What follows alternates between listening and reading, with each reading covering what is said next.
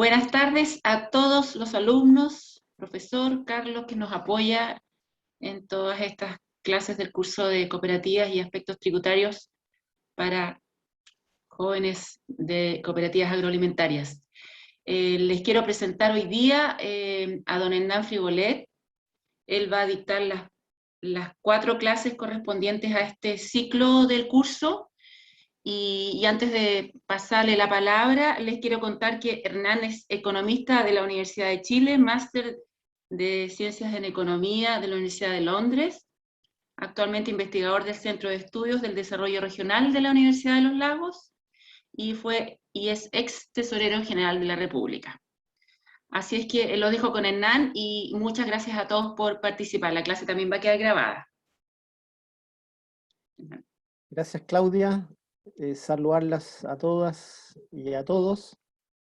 Yo diseñé un curso que es como de introducción a todos los aspectos tributarios, ¿sí? Pero para no hacerlo tan árido, irme directamente a la parte de los impuestos, verlo en un contexto más grande, más amplio, y ver que los impuestos son una herramienta, ¿sí? Entonces, en ese contexto, ver esta herramienta, cómo se adapta a distintas realidades, teniendo un objetivo claro que es generar una recaudación para el fisco y que por esa vía el fisco pueda financiar gran parte de eso que hace. Entonces, estas primeras 2 clases van a estar enfocadas en eso y ver un aspecto que es relativamente más simple desde el ámbito de lo tributario, pero que nos afecta a todos. Son impuestos que pagamos silenciosamente, que es lo que se llaman los impuestos indirectos, ¿ya?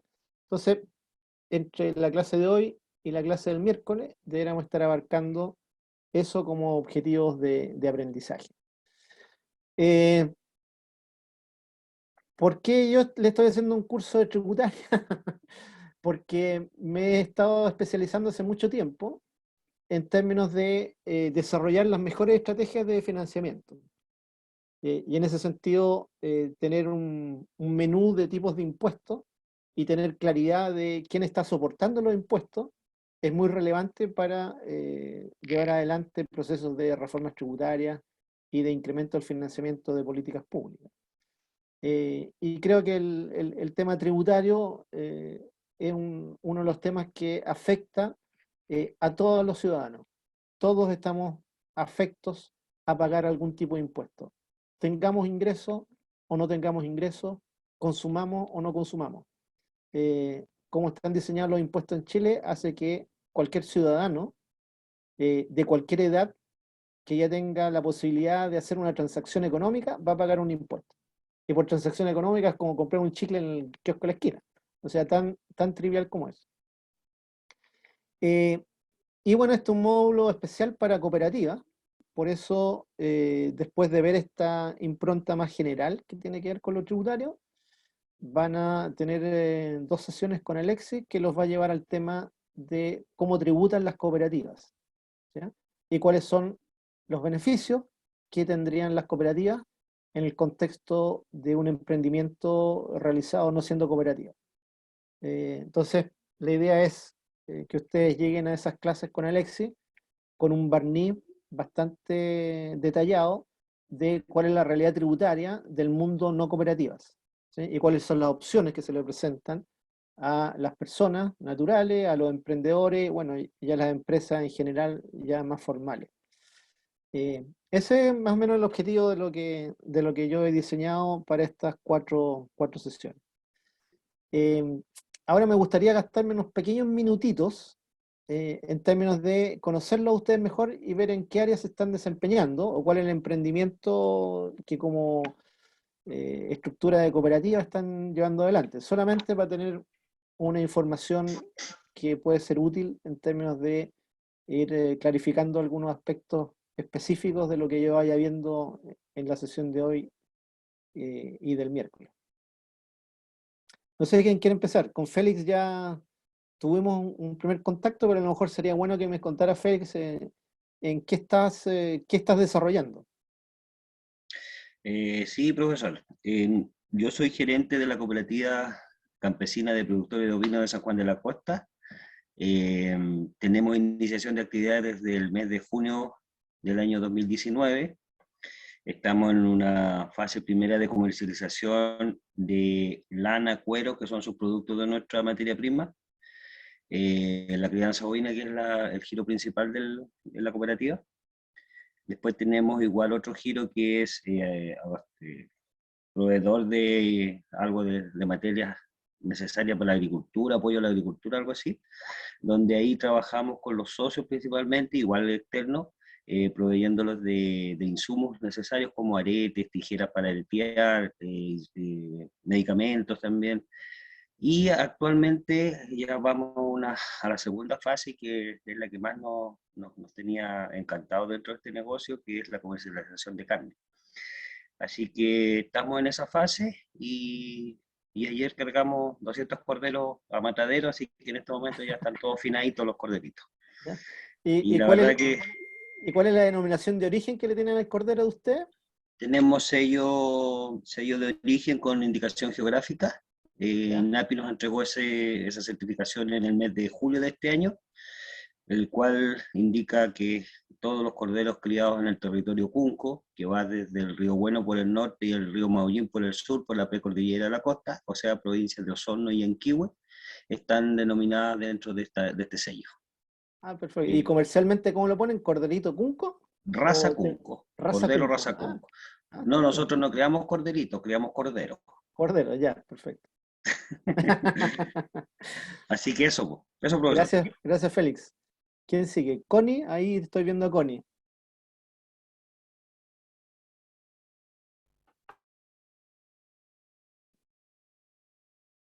Está en modalidad oyente, ¿no? Hola. Hola, Sí. Connie. Sí, perfecto. Justo pasó, tenemos la oficina en una esquina cerca del terminal de buses y tenía las ventanas abiertas y justo pasó un bus y no escuchaba nada. ¿Cómo estás, Hernán? Mucho gusto. Igualmente, un gustazo. Un honor tenerte como profe, la verdad. Este curso ha sido súper bueno para mí personalmente porque tener experiencia de personas que se desempeñan ampliamente en estos temas y conocer la perspectiva que tienen sobre las cooperativas y todo lo que implica lo tributario contable es súper bueno para mí y me imagino que para todos nosotros como estudiantes, así que muchas gracias. A la Claudia también, que siempre está allí apoyándonos de distintas formas, así que estamos súper agradecidos y contentos de poder participar. ¿Y en qué rubro productivo estás tú desempeñándote, Connie? Yo participo de un proyecto que se llama La Balanza Mercado Cooperativo, que es una cooperativa de servicios de abastecimiento. Y lo que hacemos es conectar a productores locales, emprendimientos regionales y en general a la agricultura familiar campesina con consumidores conscientes que buscan productos locales, ecológicos y saludables. Queremos ser una especie de supermercado, pero orientado al abastecimiento en base al desarrollo local. Ah, qué interesante, buenísimo. Estamos ahora ubicados en Puerto Varas, en Santa Rosa, cerca del terminal, aquí al lado del costado del gimnasio municipal. Y actualmente contamos con aproximadamente 200 productores locales y tenemos 500 socios consumidores y nada, pues estamos abiertos al público y llevamos vamos a cumplir 3 años funcionando como proyecto. Buenísimo, qué bueno, qué buena iniciativa. Muchas gracias. ¿Con quién seguimos? Viviana puede ser, que no la habíamos visto. Hay dos Vivianas, Viviana Carrillo y Viviana Carrasco. Sí. Que liberen micrófono. Eso, Viviana Carrasco.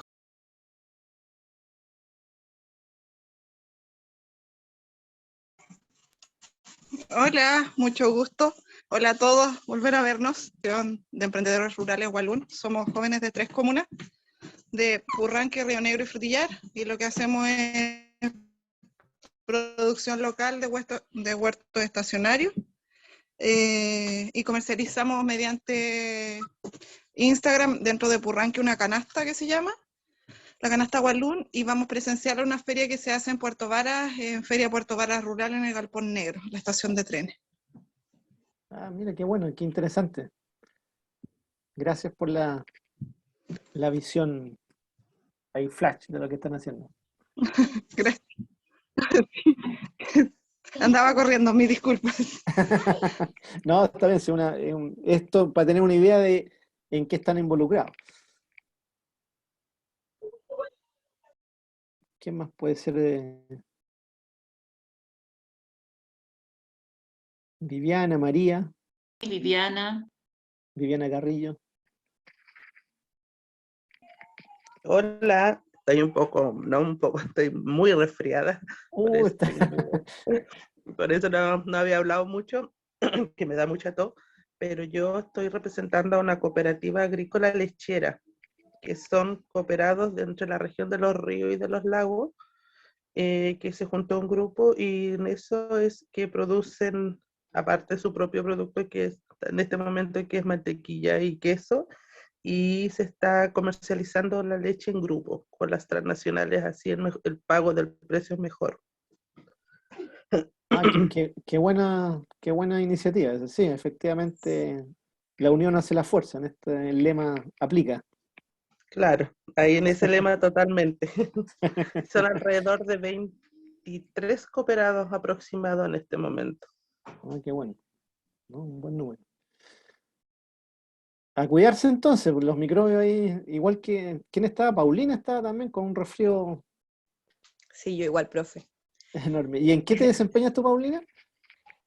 Yo soy contadora ¿Ya? y trabajo en un departamento de salud y aparte soy independiente. Uno de mis contribuyentes me envió a hacer el curso. Sí. Ya. Aunque no lo crea, uno de mis contribuyentes me mandó a hacer el curso. Él trabaja también en feria, se dedica a huerta orgánica y también se pretende realizar una cooperativa, por eso estoy acá, en la que se pueda, no sé, por ejemplo, vender, ellos quieren enfocarse en lo que es mermeladas y conservas. ¿Ya? Ya. Entonces mi misión acá es aprender todo lo que más pueda para que después podamos conformar esta cooperativa. Ah, perfecto. Ya, qué bueno. Qué bueno, sí, porque yo creo que la universidad está tirando líneas para ir a hacer un centro de atención a los cooperados y darles servicio, ¿no? Puede ser una buena idea, una buena Sí, es plataforma. que sí, en realidad yo desde que comencé el curso siempre le he comentado que fue una muy buena alternativa para mí porque por lo general, y así como comentaba todos nuestros participantes que hay, muy pocos contadores sabemos cómo funciona el tema de las cooperativas, es muy poco visto. Por ejemplo, dentro de mi cartera que yo tengo, no tengo cooperativas, tengo No, claro. agrícolas, tengo comerciales, así que para mí esto es así como, yo estoy en mi salsa, como se dice. Sí, yo estoy absorbiendo todos los conocimientos de verdad. Hay hartos términos que desconocía, con los otros cursos de verdad que aprendí mucho, sobre todo, como le digo, hay cosas tan diminutas que de repente uno no sabe, pero que cuando uno las aplica, no son tan así como uno las Sí, pensaba. no, Por claro. ejemplo, en primer lugar, yo desconocía que las cooperativas no declaraban renta. Por ejemplo, cosas mínimas que uno de repente desconoce. Y como dice usted, ahora que me va a presentar el tema tributario un poco más amplio, para mí, no, súper. Ah, qué bueno. Aquí abierta a todos los conocimientos, sobre todo el tributario. Así que Entonces, muchas gracias por esta oportunidad. Sí, las clases de Alexi van a tener que estar ahí bien recuperadas, porque él se va a sí, concentrar exclusivamente en temas tributarios de cooperativa y hacer sí, ahí no, los contrapuntos contra la contabilidad y el pago de impuestos eso es de lo otras que más me actividades. interesa, lo que más me Ya. interesa, porque lo que habíamos comentado en las clases anteriores, lo que era el ciclo anual contra el ciclo operativo y todas esas cosas, que como le digo, adquirí bastante información. Ah, qué bueno. Ya, ¿quién más? Así A que ver, eso, a recuperarse entonces. sí, todo el Eh, rato. ¿quién más nos falta? Camilo parece que no sabía en qué está. Camilo Soto y María Antonia Mancilla. Y María Antonia. Ya, hola, soy Camilo, soy de la comuna de Calbuco, pertenezco a una agrupación de jóvenes, Agua Azul se llama, somos usuarios WINDAP, y personalmente estoy recientemente formalizado como independiente.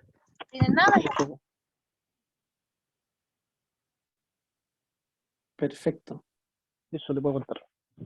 Gracias.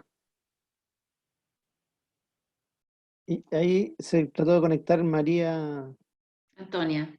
Antonia.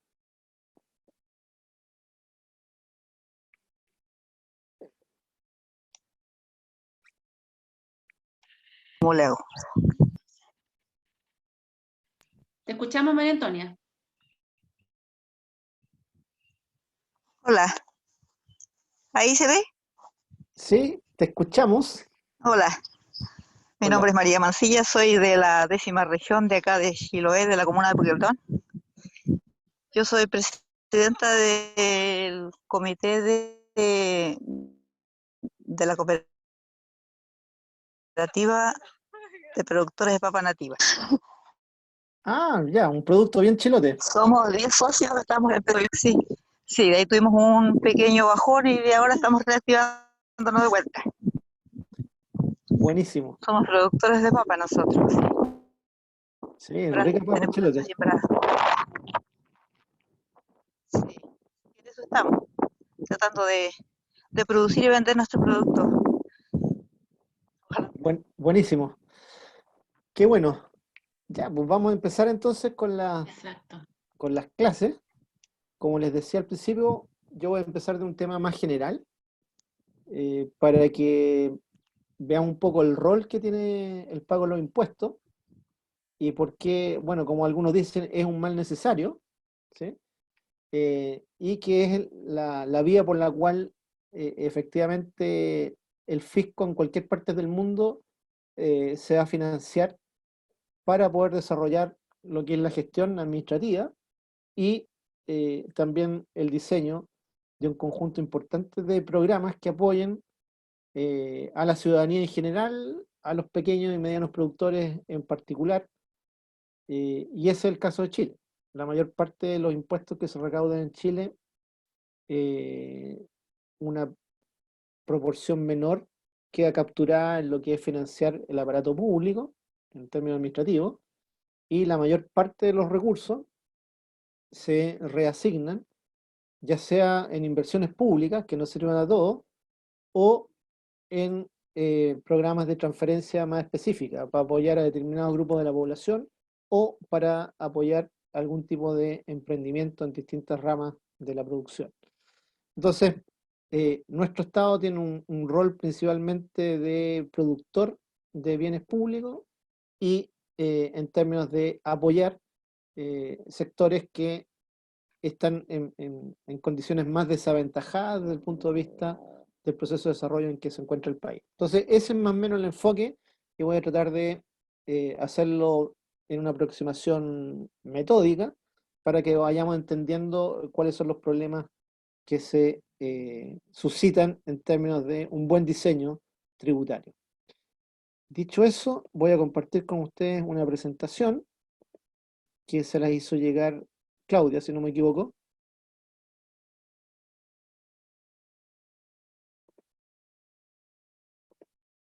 ¿Sí? Ahí estamos. ¿Ya?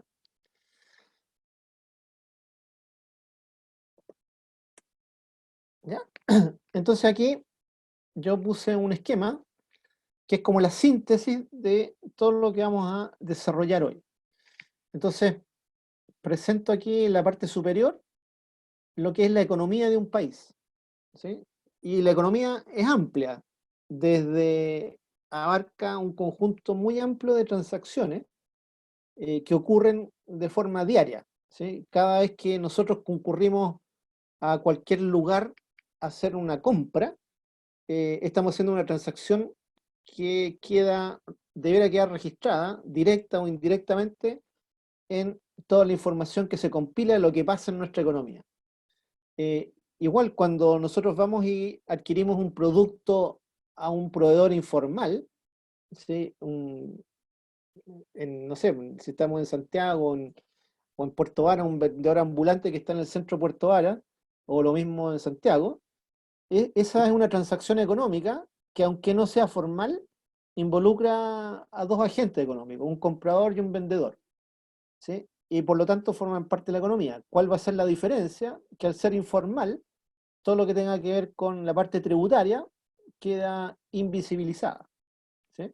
Pero no totalmente, porque probablemente hay un proveedor de esos productos que ya pagó una parte de los impuestos. Entonces va a haber una parte de la cadena tributaria que no va a ocurrir, pero detrás de la informalidad tenemos una cobertura parcial de efectos tributarios, ¿ya? Entonces, por eso tenemos en la parte de arriba de este esquema lo que es la economía. Y después bajamos a una parte más específica que está dentro de la economía y que se conoce como el gasto público o gasto fiscal, o el gasto que hace el Estado, ¿sí? ¿A través de qué? Del gobierno de turno que está administrando el aparato estatal, ¿ya? Entonces, el gasto público a nosotros nos atañe, directa o indirectamente. Detrás del gasto público tenemos construcción de caminos, tenemos la mantención de los caminos, ¿sí? Ahí probablemente muchos de ustedes están familiarizados con la llegada del MOP y que algunas veces en el año, o en algunos casos alguna vez en el año, va a haber alguna maquinaria que va a venir y va a mejorar el camino ripiado, ¿sí? Que va a durar un cierto tiempo y vendrá otro ámbito de la mantención. Entonces, cuando hablamos de gasto público, también el gasto público nos está afectando de distintas maneras. Algunas de ellas son, no las tenemos tan contabilizadas como que es parte del gasto público, ¿sí? Por ejemplo, el retiro de la basura es financiado 100% con gasto público. Lo hacen empresas privadas porque se hace una licitación, pero finalmente es el Estado, a través de su municipio, el que está pagando el servicio de retiro y de procesamiento de la basura, ¿sí?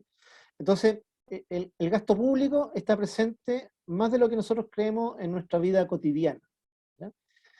Y por lo tanto, los gobiernos, los que se hacen cargo de la administración del Estado, son los que tienen que gerentear o gestionar este gasto público, ¿ya? Ahora, ¿cómo es posible llevar adelante el gasto público? Bueno, la mayor parte de los ingresos públicos que financian estos gastos públicos son los impuestos, ¿sí? Los impuestos es la principal fuente de financiamiento que tiene un Estado para financiar su gasto público, ¿sí? Entonces, por eso los impuestos tienen una característica de financiar la producción de bienes sociales, ¿sí? Bienes que va a entregar el Estado a sus ciudadanos en distintas formas, ya sea como proyectos de inversión, ya sea como transferencia directa a los hogares, o como la provisión directa de algunos servicios, como el caso de la salud, la educación, la justicia, etc. Un sinnúmero de bienes que van a ser entregados a las comunidades en distintas partes del territorio, ¿ya? Entonces, los impuestos es una forma en que la sociedad es convocada a aportar los recursos necesarios para financiar ese conjunto de bienes públicos. Y ahí entramos entonces a analizar, bueno, qué es lo que podemos considerar como fuentes que soporten el pago de impuestos, ¿ya? Y ahí, desde el punto de vista de lo que aparece en el centro, están las rentas personales, ¿sí? Y las rentas personales son fuentes de recaudación de lo que llamamos una recaudación directa, o sea, en la medida que yo obtengo una renta personal, puedo ser sujeto tributario, ¿sí? Voy a estar en el radar de la administración tributaria y me van a cobrar impuestos, ¿ya? Esa es la forma directa, y ahí estamos hablando, cuando hablamos de las rentas personales, estamos hablando de rentas que yo percibo como trabajador, ¿sí? En distintas modalidades de contrato, ¿sí? Puede ser que yo tenga un contrato a plazo indefinido, que esté trabajando en el sector privado, o sea, un trabajador de planta que pertenezca a alguna institución estatal, o un personal a contrata, que es el equivalente de un contrato a plazo fijo en el sector privado, ¿sí? Entonces ahí estamos hablando de rentas personales que compensan el trabajo, ¿sí? Los servicios que presto como trabajador, ya sea al ámbito privado o al ámbito público, ¿sí? A través de servicios públicos o de empresas públicas, ¿sí? Pero ahí como trabajador ya tengo acceso a una cierta renta, y esa renta, si supera un cierto umbral, me va a llevar a tener que pagar impuestos. Otra de las fuentes que provee renta a las personas son las rentas que genera el capital, ¿sí? En este caso, utilidades, ¿sí? Que pueden generar empresas muy grandes, ¿sí? Como Codelco, cuyas utilidades van a ir a parar principalmente a las arcas fiscales, pero eso no exime a Codelco de tener que pagar impuestos, ¿sí? Entonces, las rentas del capital, sean estas públicas o privadas, van a quedar afectas a tener que pagar impuestos, ¿sí? Y la mayor parte de las rentas del capital del sector privado se van a transformar en rentas personales, ¿sí? Ya sea porque se hace un retiro, si estamos hablando de una pequeña empresa, es porque los dueños hacen retiros, y ahí se transforma en una renta personal, porque es una empresa grande, ¿sí? Que está constituida con un capital accionario, y entonces al momento, en determinadas épocas del año, va a decidir repartir esa utilidad y va a pagar dividendos. Entonces, por esas vías, las rentas del capital se van a ir transformando en rentas personales. Y por esa vía, que es la vía de pagar impuestos en forma directa, asociado a la renta que como trabajador estoy pagando, o a la renta que como participante de una empresa estoy obteniendo a título personal.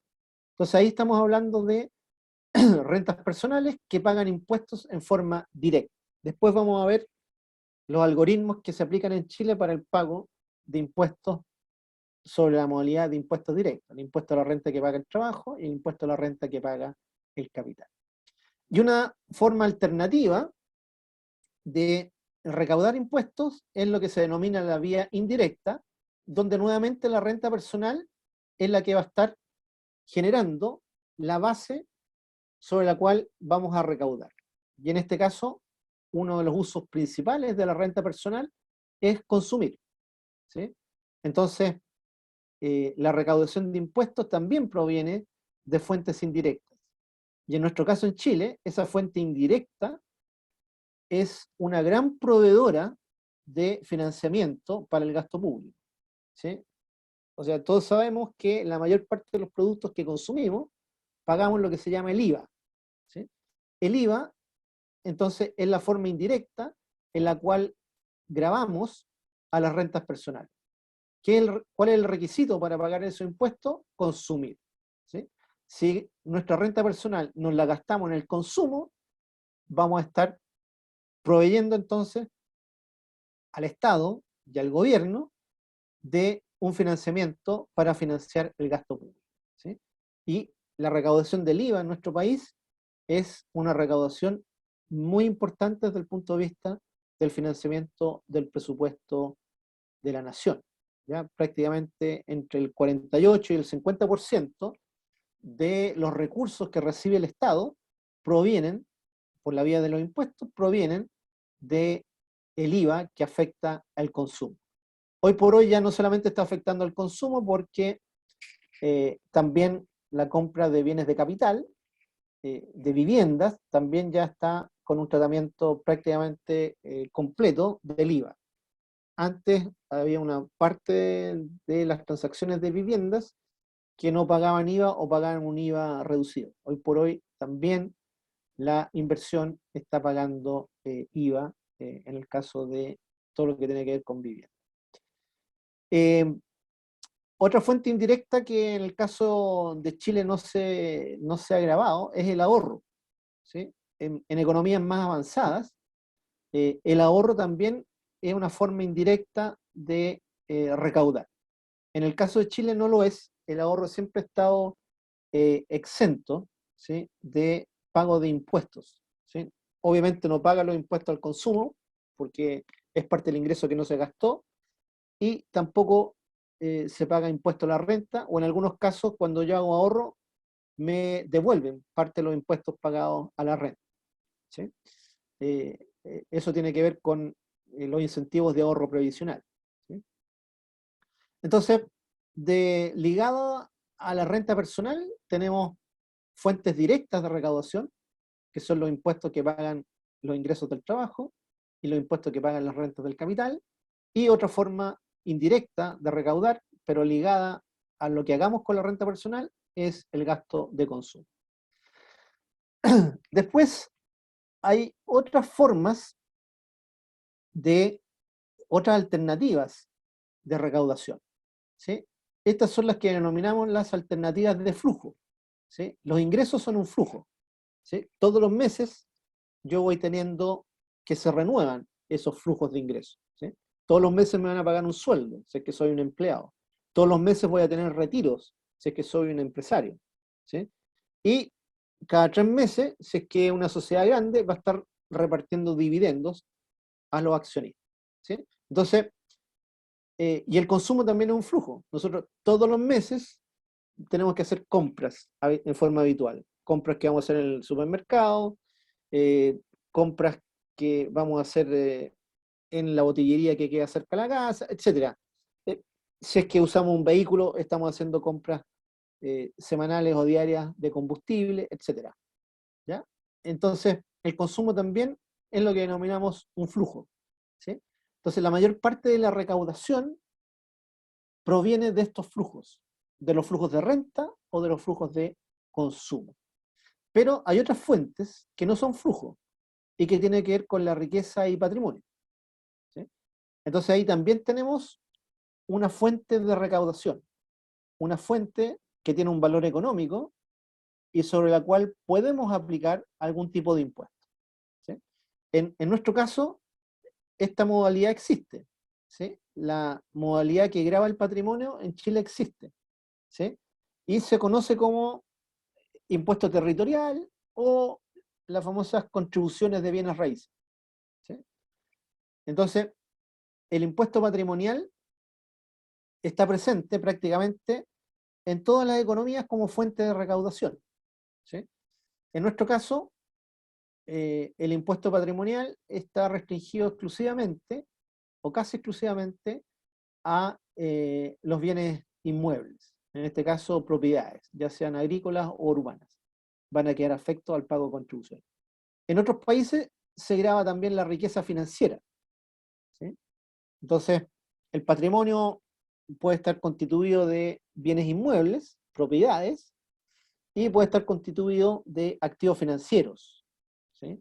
Podemos tener acciones, podemos tener bonos, dentro y fuera del país, etc., ¿sí? Entonces, ahí también podemos tener una fuente, en algunos otros países también se grava esas otras formas de patrimonio, ¿sí? Entonces, ¿qué es lo que está haciendo la administración tributaria en general? Está viendo todas las fuentes a través de las cuales puede tener acceso a una cierta recaudación. Y finalmente está que ya la renta del capital no es solamente personal, sino que las rentas del capital van quedando capturadas por sociedades, ¿sí? Cada vez es más común que sean sociedades las que organizan a determinadas personas, y esas sociedades se constituyen como entes jurídicos, ¿sí?, que tienen una cierta autonomía con respecto a los socios que las constituyen. Por ejemplo, las cooperativas son un ejemplo de una forma societaria, ¿sí? Es una forma de juntarse con un objetivo común, ¿ya? Entonces, desde el punto de vista de cómo uno hace el diseño, tiene que reconocer que las rentas no solamente están a título personal, sino que las rentas también quedan capturadas por sociedades, ¿sí? Y ahí entonces podemos hacer que aporten las sociedades en términos de aportes por flujos, ¿sí?, utilidades no solamente las distribuidas y las retiradas, sino que también paguen las utilidades que no se retiran y que no se distribuyen, ¿sí? Entonces las sociedades también aparecen en el espectro de una base sobre la cual yo puedo aplicar impuestos y obtener una cierta contribución recaudatoria, ¿sí? Y finalmente está lo que tiene que ver con las transferencias que se hacen de patrimonio.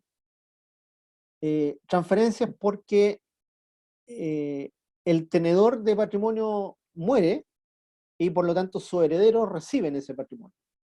Entonces, el impuesto de herencia lo que hace es gravar esa transferencia de propiedad de patrimonio desde la persona que murió hacia sus herederos. Y ahí también entonces la administración tributaria identifica una fuente de recaudación. Y en el caso de Chile, el impuesto de herencia existe. Probablemente uno de los impuestos más antiguos, ¿sí? El impuesto a la herencia. Y lo mismo el impuesto a las donaciones. Cuando se van haciendo transferencias patrimoniales en vida, ¿sí? Hay un marco tributario que afecta a las donaciones y establece entonces una forma de recaudación en la cual se reconoce esta realidad en la cual se va transfiriendo patrimonio en vida, ¿ya? Y finalmente está el último aspecto que tiene que ver más bien con lo que es el ejercicio de una jurisdicción territorial, y que es cuando el Estado delega a través de sus gobiernos más cercanos a las comunidades, que son los municipios, la aplicación de un cierto tipo de impuestos, ¿sí? Como son las patentes municipales, ¿sí? Las patentes municipales son impuestos que están muy ligados a la administración territorial, ¿sí? Y tiene que ver con hacer uso de la infraestructura urbana o la no urbana para fines productivos, económicamente productivos, o sea, fines de generación de renta. Y ese es el rol que cumple entonces el cobro de la patente municipal. Y ahí estamos hablando de impuestos que están asociados al ejercicio de una jurisdicción administrativa específica, ¿ya? Y también está entonces visto como una fuente sobre la cual podemos obtener contribuciones tributarias para financiar el gasto público. Y bueno, todo esto en general es administrado. El propio Estado, en su rol de legislador y velar por el bien común, establece ciertas reglas, ¿sí? Ciertas reglas para evitar que justamente se hagan abusos autoritarios, ¿sí? Y por eso, detrás de los impuestos tenemos un marco legal, un marco jurídico, ¿sí? Y los impuestos en Chile tienen que pasar por la aprobación del Congreso, ¿sí? Entonces, tenemos reglas, ¿sí? Tenemos leyes que dan el marco jurídico para aplicar los impuestos directos y también para aplicar los impuestos indirectos, ¿sí? O sea, no hay impuesto que no se pague y que no tenga una ley detrás, ¿ya? Pero adicional a eso, tenemos lo que se llama el Código Tributario, ¿sí? Y el Código Tributario nos dice cómo se aplican esas leyes, ¿sí? Y establece los derechos y deberes de las partes, del que cobra los impuestos y del que tiene que pagar los impuestos, ¿sí?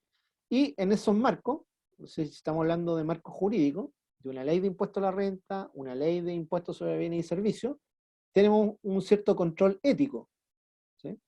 Que de ese control ético se desprenden entonces las obligaciones y los derechos que tienen las partes en materia tributaria, ¿ya? Entonces, este es como el marco más general que trata de darnos una visión de conjunto de el rol que cumplen los impuestos y las distintas facetas que pueden adoptar el diseño tributario que se dé una cierta sociedad, ¿sí?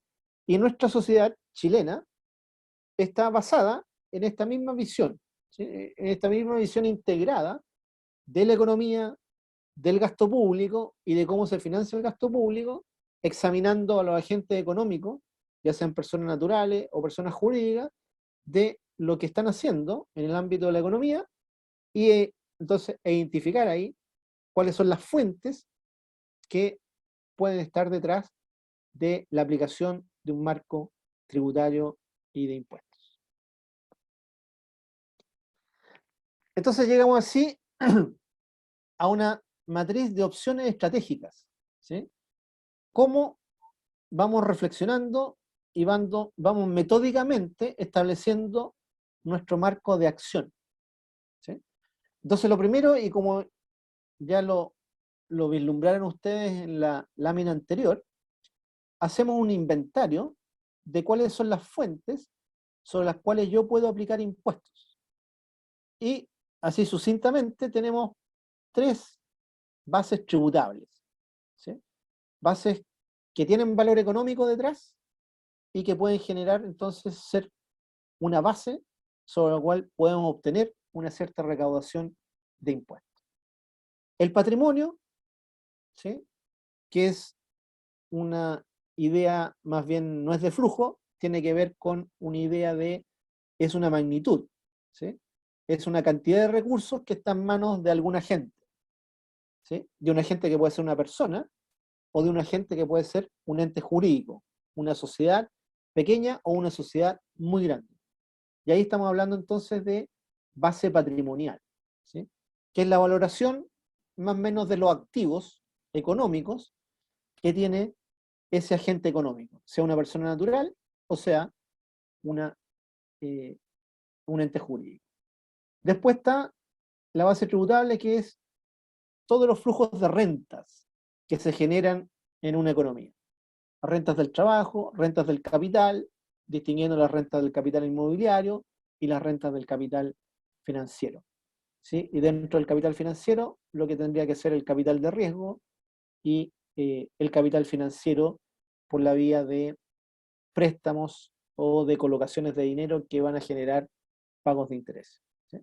Esas son las formas de renta que están visualizadas al momento de pensar en una base tributaria. Y finalmente, la base de consumo, ¿sí? Consumo amplio, todos los bienes y servicios que consumen las personas en una economía. Entonces, una vez que tenemos identificadas esas bases tributables, tenemos que tomar decisiones de cómo vamos a cobrar los impuestos. Y aquí tenemos 2 estructuras para cobrar el impuesto. Lo que se denomina una estructura plana, que administra tasas de impuestos que son, como su nombre indica, planas. Es una tasa única que todos pagan lo mismo, ¿sí? Y otra que es una estructura de tasas que se llaman progresivas, ¿sí? Entonces, por ejemplo, en el caso del consumo, nosotros tenemos un modelo de IVA que es de tasa plana. Es una tasa única, ¿sí? Prácticamente todos los bienes pagan la misma tasa, el 19%. ¿Sí? Entonces, ese es un modelo de tasa plana. Tasa plana, entonces, única para todos. En el caso de las rentas, nosotros en Chile tenemos un modelo que es de tasa progresiva, ¿sí?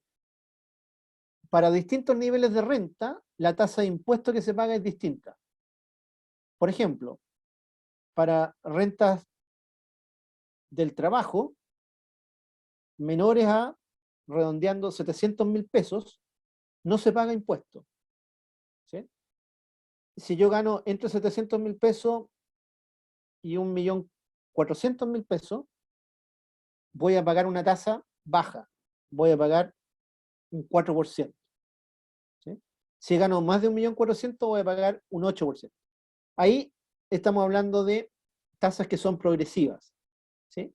La tasa de impuesto es creciente en función de el aumento que se va verificando en las rentas, ¿sí? Y por eso se llama progresiva. El que más gana más contribuye. Ese es el lema de la tasa progresiva. El lema de la tasa plana: a igual patrimonio, a igual renta, a igual consumo, igual pago. ¿Ya? Entonces, son las dos alternativas que tenemos desde el punto de vista de un diseño estratégico, aplicables a cualquiera de estas bases. ¿Sí? Aplicar una tasa plana o aplicar un esquema de tasa progresiva. ¿Ya? ¿Cuáles son los problemas a los que se enfrenta la administración tributaria? ¿Sí? En términos de transformar todo esto, todo este ordenamiento, en recaudación. ¿Sí? Y hay, como en todo proceso económico, hay filtraciones que ocurren. ¿Sí? Entonces, no todo lo que yo planifique o programe se va a transformar en recaudación efectiva. Entonces,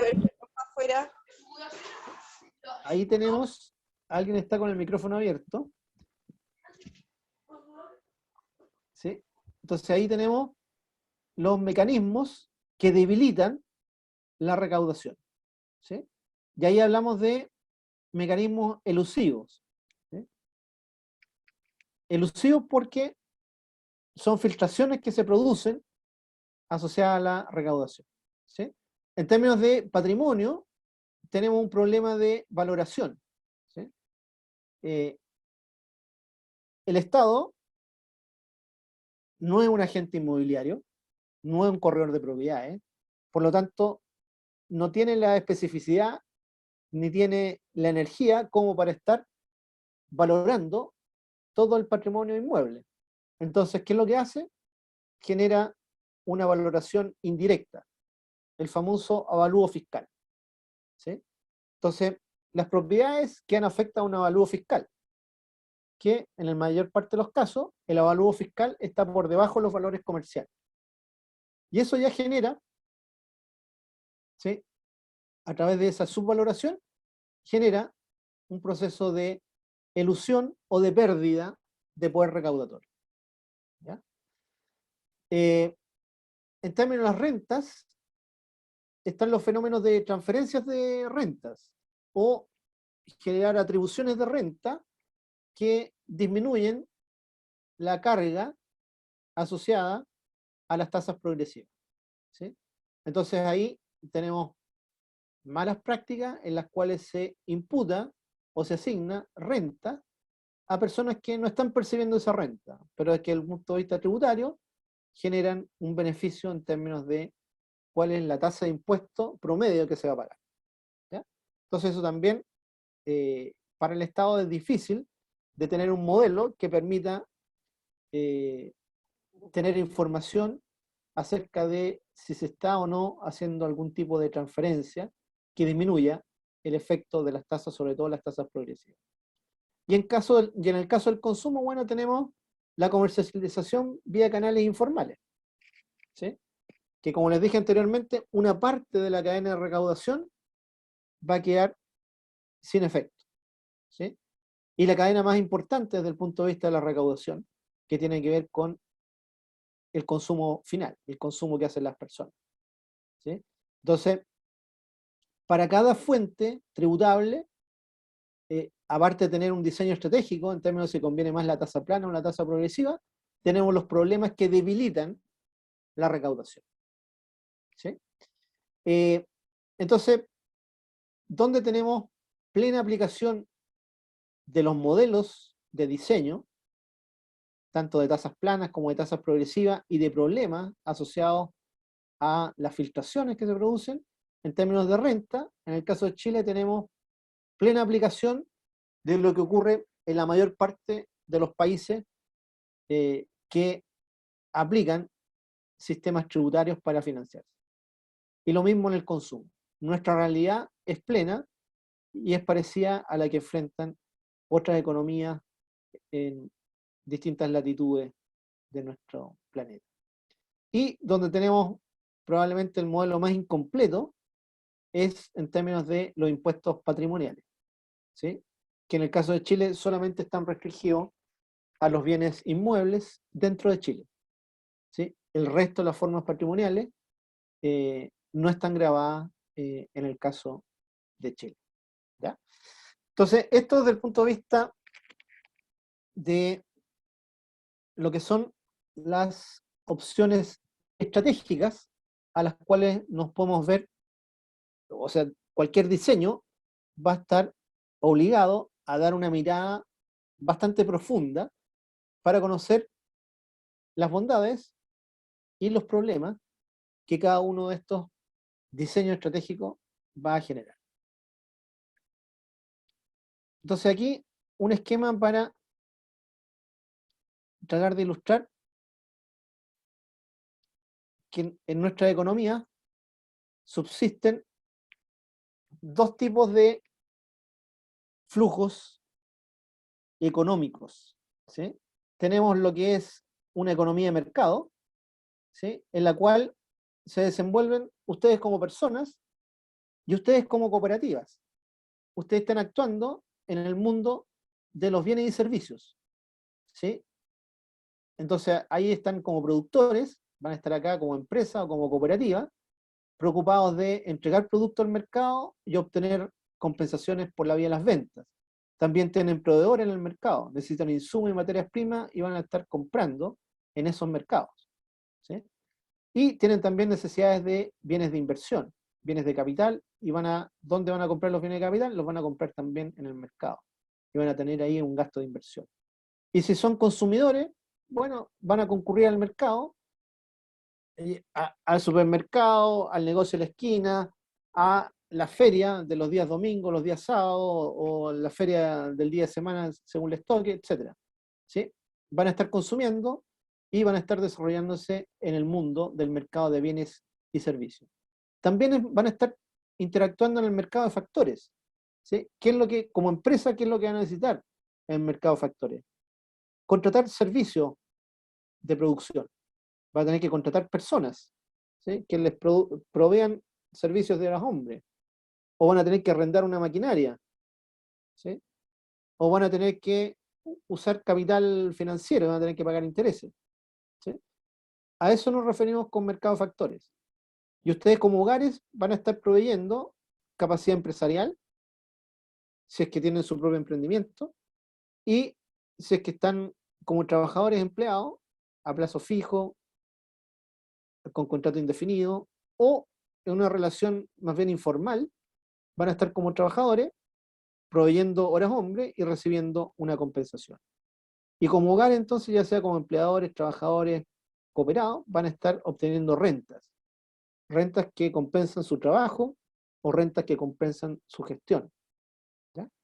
Y finalmente el otro mercado que va a estar presente en la economía es lo que llamamos el mercado de capitales, ¿sí? Y ahí llegan flujos de ahorro, ¿sí? De los hogares, flujos de ahorro de las empresas, como la depreciación, como las utilidades que no se distribuyen, y ahí el mercado de capitales, ¿qué es lo que va a hacer? Una cierta intermediación, y se va a generar entonces un conjunto de flujos de interés. Pero además está lo que se llama la economía del sector público, ¿sí? Tenemos la economía del sector público que no participa en términos de ofrecer productos en el mercado de bienes y servicios. ¿Y por qué no participa? Porque la mayor parte de los bienes y servicios que provee lo entrega en forma gratuita, o si hay un cobro, es un cobro que no da cuenta de todos los costos en los que se incurren, ¿ya? Entonces, esa economía del sector público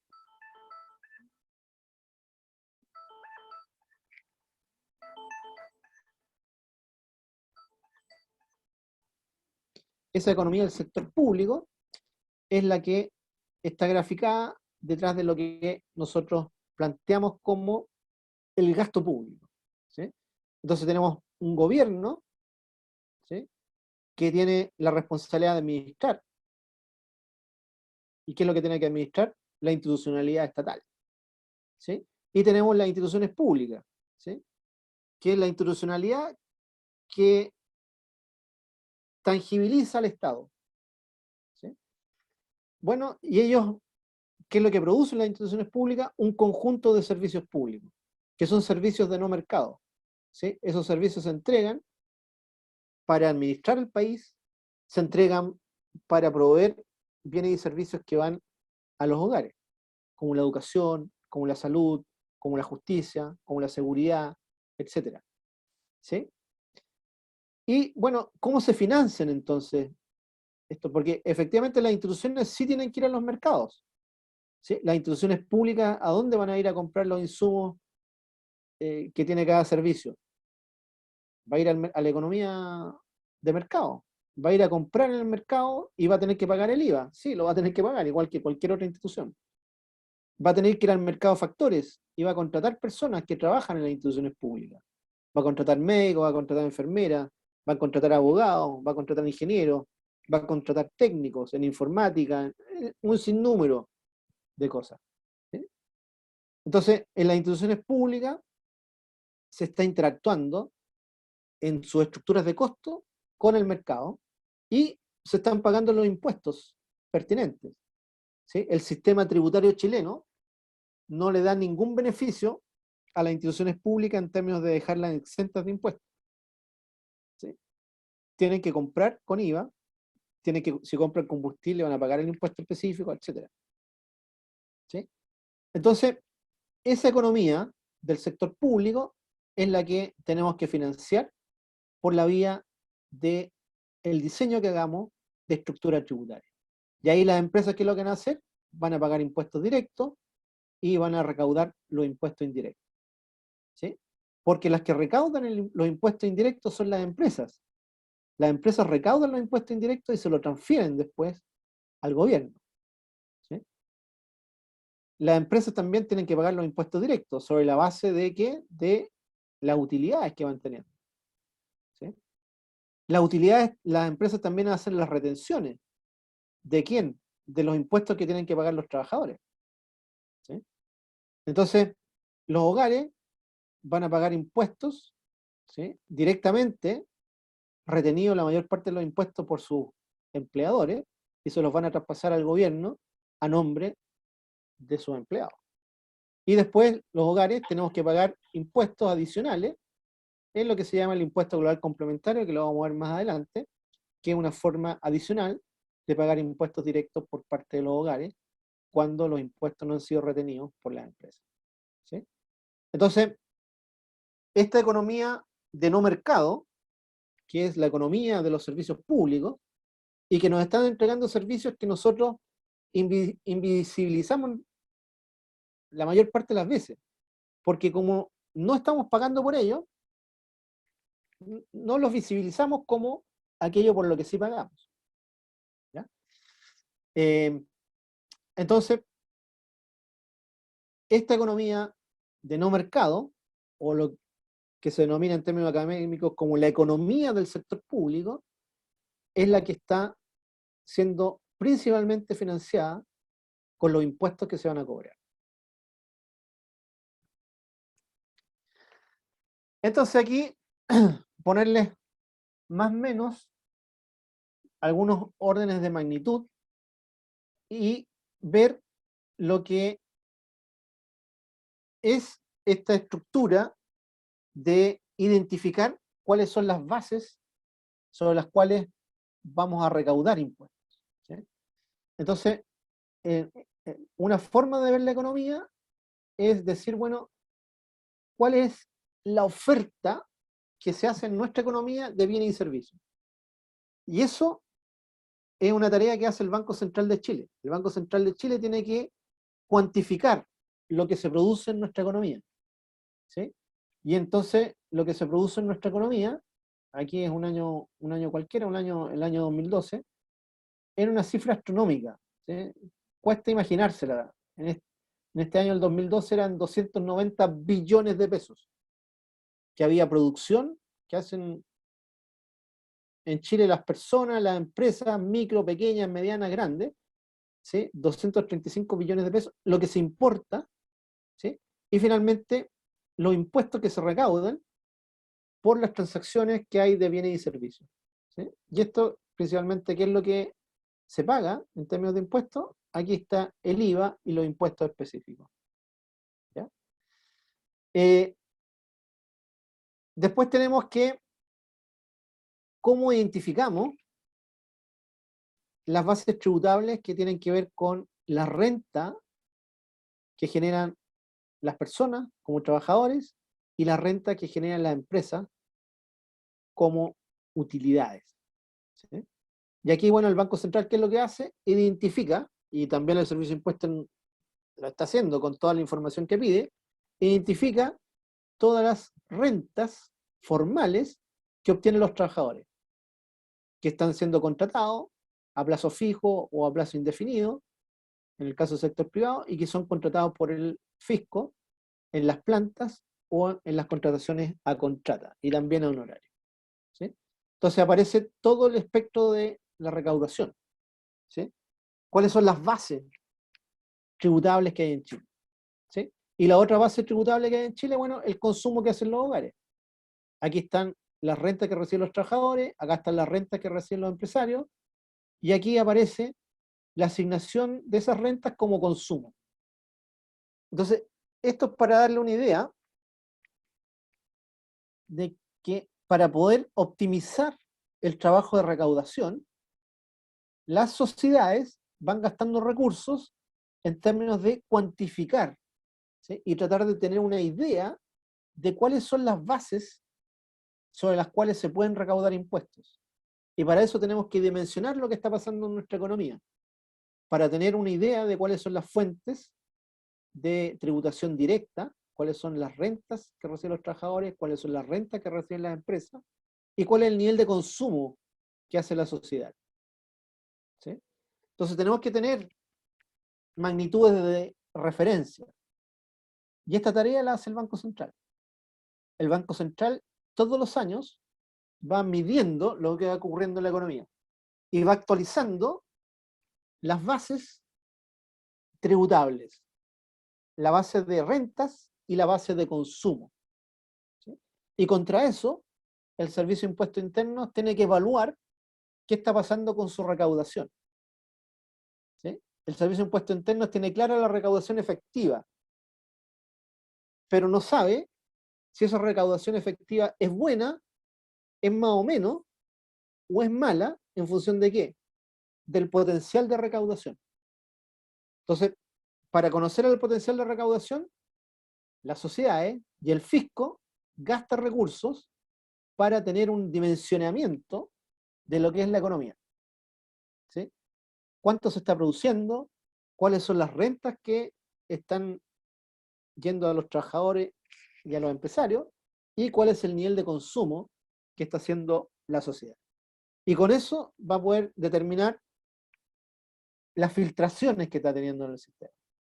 Y en el caso de Chile, bueno, ahora que estamos en campañas presidenciales, la mayor parte de los programas tributarios hablaban del problema de la evasión tributaria en Chile. ¿Sí? Y situaban entre la evasión y la elusión en torno de una pérdida de la recaudación potencial equivalente más o menos en torno entre el 20 y el 25%. ¿Ya? Entonces tenemos una filtración que es relativamente importante. ¿Y cómo se hace la medición de esa filtración? Con el esfuerzo que hace el Banco Central de medir los flujos económicos, de rentas y de consumo que año a año va ocurriendo en nuestra economía. Y en función de eso, el Banco Central, o sea, en función de eso que hace el Banco Central, el Servicio de Impuestos Internos logra determinar cómo le está yendo en la aplicación de las leyes de impuesto a la renta y la aplicación de las leyes de impuesto sobre los bienes y los servicios. ¿Ya? ¿Sí? Otra forma acá de presentar el PIB, que es por rama productiva, ¿sí? Cuánto reciben los trabajadores y cuánto reciben las empresas. Entonces, en la medición se van dando distintas aproximaciones, ¿sí? Para que efectivamente se pueda hacer un trabajo de fiscalización más efectivo, ¿sí? Y ver dónde, obviamente, hay mejores opciones de reducir las condiciones de elevación. Y finalmente, otra forma de que da cuenta de esto es cuánto del valor agregado y del pago de remuneraciones y de captura de rentas de las empresas quedan en manos de las empresas no financieras, cuánto queda en manos de la sociedad financiera, cuánto de la producción está en manos del gobierno y cuánto de la producción está en manos de micro y pequeñas empresas que operan como personas naturales. ¿Ya? Entonces, distintas miradas, todas estas miradas nos van dando información valiosa para mejorar la calidad de las bases tributables sobre las cuales podemos aplicar los impuestos y tener un mejor resultado en términos de recaudación efectiva. ¿Ya? Ahora, cuando yo les digo un 20 o un 25%, puede parecer como mucho, pero, por ejemplo, si vamos a Argentina, ellos están con niveles del 40% de evasión y elusión. Si vamos a Brasil, están con el 30%. Si nos comparamos con Estados Unidos o con la Unión Europea, ellos están con evasiones que están entre el 10 y el 15%. ¿Sí? O sea, la evasión y la elusión es inherente a la existencia de los flujos económicos. ¿Ya? Pero hay niveles en los cuales esto se mantiene más acotado, que tiene que ver con la calidad de la información que se va procesando, ¿sí? Y niveles en los cuales la evasión y la elusión son gigantescas, ¿sí? Y hay otros países en los cuales la evasión anda del orden del 50%. ¿Sí? Hernán, tenemos a Paulina con mano levantada, te puedes hacer una pregunta, parece. Por supuesto, que me la haga. No, profe, qué importante lo que usted está diciendo, porque sobre todo en el control que hoy en día se está dando en cuanto a las remuneraciones, sobre todo porque hoy en día se nos está exigiendo, por lo mismo que usted dice, por las evasiones de impuestos, que subamos todos los meses los libros de remuneraciones, y eso es para llevar un control ahora mensual. De hecho, la declaración 1887, que es la de sueldo, se va a confeccionar hoy en día sola, porque va a estar información cruzada entre la página de la Inspección del Trabajo junto con la del Servicio de Impuestos Internos. Entonces, qué bueno que usted lo mencionó, y para los que no lo saben, y exijan, digo, que todos los meses las personas que tienen trabajadores tienen que subir sus libros electrónicos para así informar todo el dinero que se cancela a los trabajadores, por una forma de también de llevar como un registro, porque hoy en día las empresas pagan más a los trabajadores de lo que ganan, entonces uno no entiende por qué, o el Servicio de Impuestos Internos lo primero que dice, ¿cuál es el negocio aquí? Si usted está pagando en sueldo, no sé, 5 millones y está facturando 2. Entonces, es una forma de control. Eso era mi acotación. Buenísimo, gracias Paulina, muy, muy buena. Justamente a eso va apuntando. Y en la medida que el Servicio de Impuesto Interno va mejorando las capacidades de procesamiento de sus servidores, puede hacer esto, porque antes este informe se hacía en forma anual. Era una declaración jurada que se hacía en la operación renta. Ahora, como invirtieron en mejores servidores, pueden soportar la información que llegue todos los meses, porque prácticamente se les multiplican los datos por 12, ¿no es cierto? Y todo eso tiene que quedar almacenado en los servidores del Servicio de Impuesto Interno. Ya. Entonces, todo lo anterior es para llegar a lo que estamos viendo acá, que yo denomino el flujo circular de la tributación. ¿Y por qué algunas candidaturas, por ejemplo, hablaban de financiar el gasto público con el crecimiento de la economía? ¿Ya? Entonces, aquí nosotros, lo que está justamente esta lámina es tratando de explicar el fundamento de esa aseveración, que es una aseveración verdadera, ¿sí? Es una aseveración que tiene lógica desde el punto de vista de lo que está subyacente al crecimiento de la economía. Entonces, cuando decimos la economía creció 3% o 4%, ¿qué es lo que hay detrás de ese crecimiento de la economía? Y principalmente, cuando hablamos de crecimiento de la economía, lo que dicen los economistas es cuánto creció el PIB, Entonces, cuando los economistas dicen, la economía creció 4%, me están diciendo el PIB, que es un indicador, creció 4%. ¿Con respecto a qué? Con respecto al PIB del año pasado. Pero ¿qué es lo que tenemos detrás del PIB? Detrás del PIB tenemos dos grandes magnitudes. Uno, lo que se denomina la masa salarial, que es todas las remuneraciones en distintas formas contractuales que recibe el trabajo. ¿Sí? Ahí tenemos contratos del sector privado a plazo indefinido o a plazo fijo, lo mismo para el sector público, plantas o contratas. Está también todas las formas de prestación de servicios laborales por la vía de los honorarios. ¿Sí? Todo eso es lo que está considerado como masa salarial. Entonces, cuando dicen el PIB creció 4%, bueno, nos están diciendo la masa salarial puede haber crecido 4% o a veces puede haber crecido más o puede haber crecido menos. Pero si nos dicen que el PIB creció, la masa salarial creció en alguna magnitud. Y también está los ingresos empresariales, ¿sí? Todas las utilidades que obtienen las empresas, cuando dicen el PIB creció, las utilidades de las empresas también crecieron.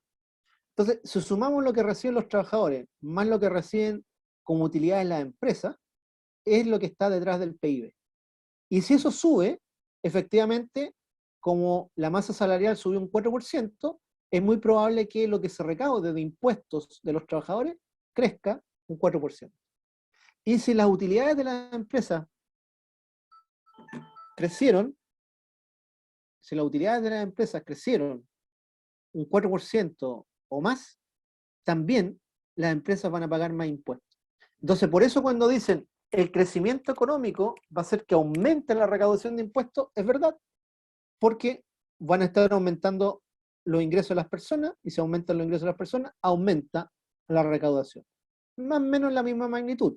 Y si aumentan las utilidades de las empresas, aumenta la recaudación de los impuestos que pagan las empresas. ¿Sí? Entonces el crecimiento económico efectivamente nos lleva a que la recaudación de los impuestos directos, los que pagamos como trabajadores, los que pagamos como empresarios que obtienen utilidades, van a subir. ¿Ya? Lo mismo va a pasar en términos de el efecto indirecto, porque en la medida que nuestros ingresos como trabajadores van subiendo y nuestras utilidades como empresarios también van subiendo, ¿eso qué es lo que hace? Que tanto el consumo como la adquisición de bienes de inversión, estamos pensando principalmente en la adquisición de viviendas, va a aumentar. ¿Sí? Si ganamos más, vamos a gastar más. También puede que ahorremos más, pero lo que nos interesa acá es que vamos a gastar más. Si gastamos más, nuestro consumo de hogares va a crecer. O sea, cada vez que crece el PIB, hay un aumento también del consumo en los hogares. Y cuando crece el consumo en los hogares, vamos a pagar más IVA. Si consumimos más alcoholes, vamos a pagar más impuestos a la ley de alcoholes. Y si consumimos más combustible y más tabaco, vamos a pagar más impuestos a los combustibles y más impuestos a los tabacos. Entonces también nuestra recaudación indirecta, que está asociada a nuestro consumo, va a aumentar. Y bueno, si también se dinamiza el mercado de viviendas, ¿sí? Ahora las viviendas pagan IVA completo, ¿sí? Entonces también vamos a tener un aumento del IVA.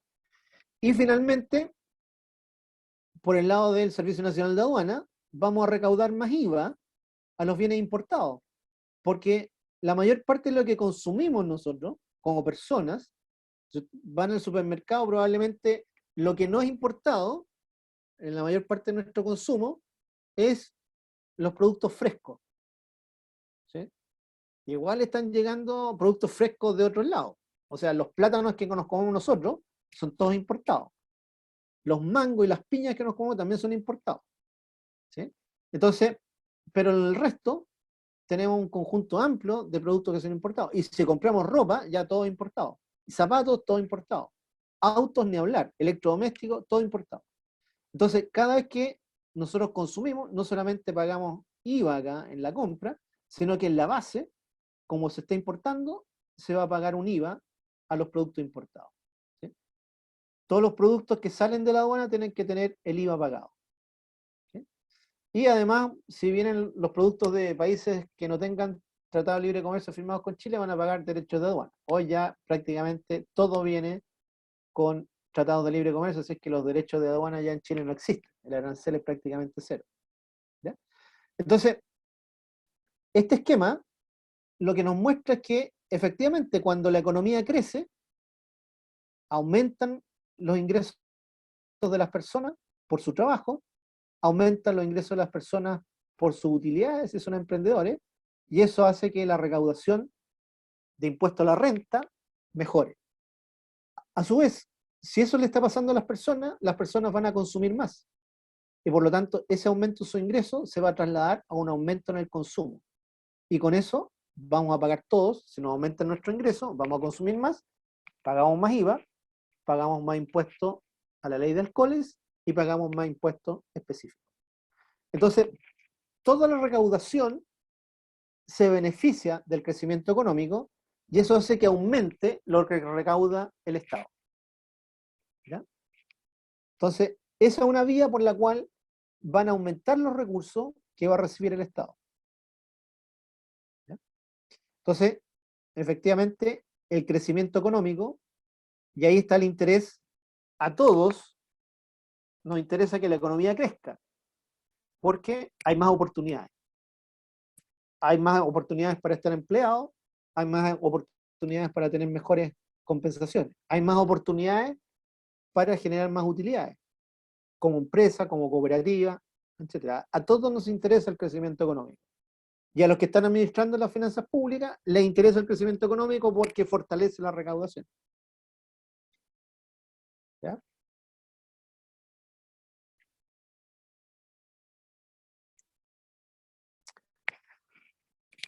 Entonces, aquí, y esto es lo que voy a dejar enunciado porque ya lo he tenido harto rato, ya estamos llegando a las 6. Aproximando entonces al diseño instrumental para hacer el control de gestión. ¿Qué significa el control de gestión? De que obtengamos la recaudación que necesita el fisco para enfrentar el financiamiento del gasto público. ¿Ya? Entonces, aquí están las distintas categorías de impuestos que uno puede establecer para el diseño de la recaudación. ¿Sí? Son 6 las categorías principales. ¿Sí? La primera de ellas es sobre los flujos de ingresos. ¿Ya? Entonces, la primera base que se explota es la de los ingresos. ¿Sí? Ahí entonces está grabada el ingreso del trabajo, del capital, tanto por la vía de las utilidades o de las ganancias de capital. ¿Sí? En Chile hasta hace poco las ganancias de capital no entraban en la base tributable. Hoy ya están entrando y probablemente a futuro las ganancias de capital van a quedar como una fuente de recaudación sin excepción. Otro es sobre la nómina y la fuerza de trabajo, ¿sí?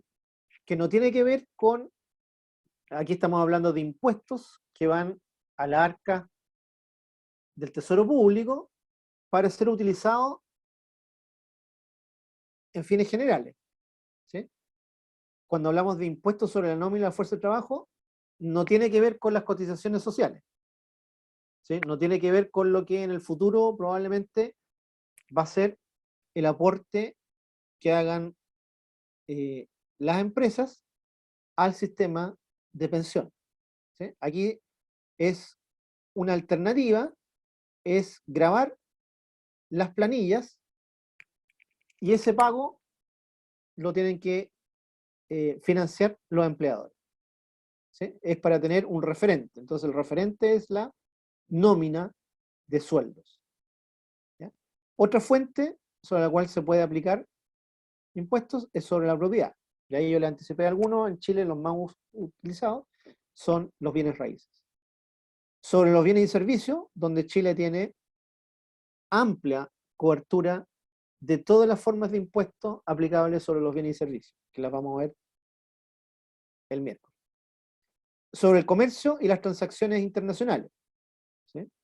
Uno de ellas es el IVA a todos los productos importados. Y los derechos de aduana, pero como les dije, con los tratados de libre comercio, esa es una fuente que va en extinción. Y, por supuesto, otros impuestos, que son ya cosas bastante más específicas, y vamos a ver algún tipo de impuestos. ¿Sí? Tengo una pregunta. Sí, claro. Hay una pregunta que llegó desde el grupo de WhatsApp, porque no apareció aquí en el chat, y Pablo está consultando por el rol de las UAF en el análisis de evasión y elusión tributaria. De la UAF. La UAF, más que la elusión y la evasión tributaria, está orientada a controlar operaciones de lavado de dinero. Está más que nada orientado a operaciones económicas que son ilícitas, ¿sí? Dineros que pueden venir del narcotráfico, que pueden venir de contrabando, etc.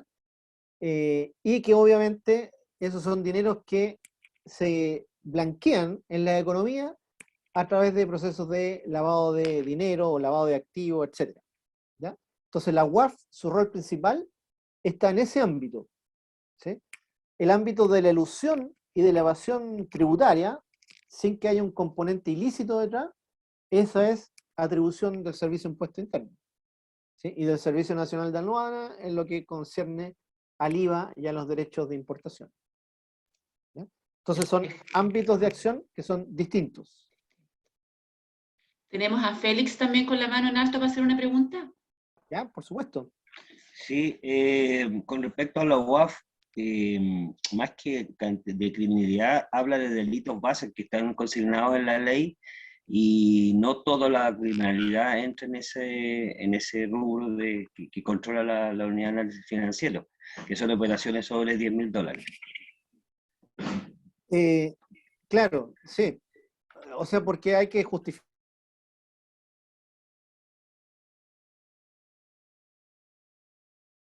más lícito, ¿ya?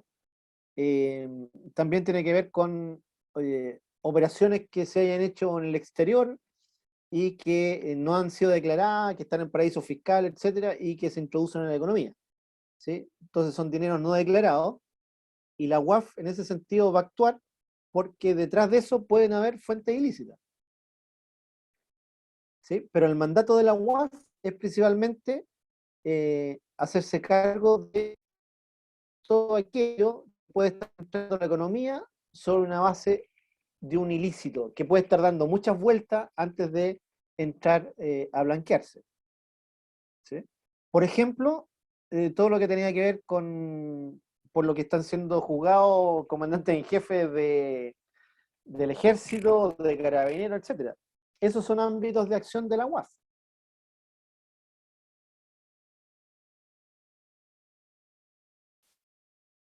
¿Sí? Eso. Estamos, porque no hay más preguntas en el chat y tampoco en el grupo WhatsApp. Ya, espero no haberlos aburrido. ¿Ah? Traté de darles el marco general, tratar de ver las bases, y ahora vamos a entrar a cosas más específicas. Cómo en Chile se aplican las recetas de recaudación. Partiendo primero por los impuestos indirectos, ¿sí? Todo lo que tiene que ver con aplicar impuestos sobre el consumo. Y después vamos a pasar sobre la renta, que es un poquito más complejo el sistema que se aplica. ¿Ya? Eso vamos a abordar el día miércoles. ¿Sí? Todas las vías indirectas. Vamos cerrando entonces, alumnos, profesor. Muchísimas gracias a todos, que tengan buena tarde. Gracias, profesor. Muchas gracias por todo. Gracias. Cuídense. Y no nos aburrimos, profe. No, no nos aburrimos para nada. Qué bueno. Todavía estamos despiertas acá. Fantástico. Objetivo cumplido, entonces.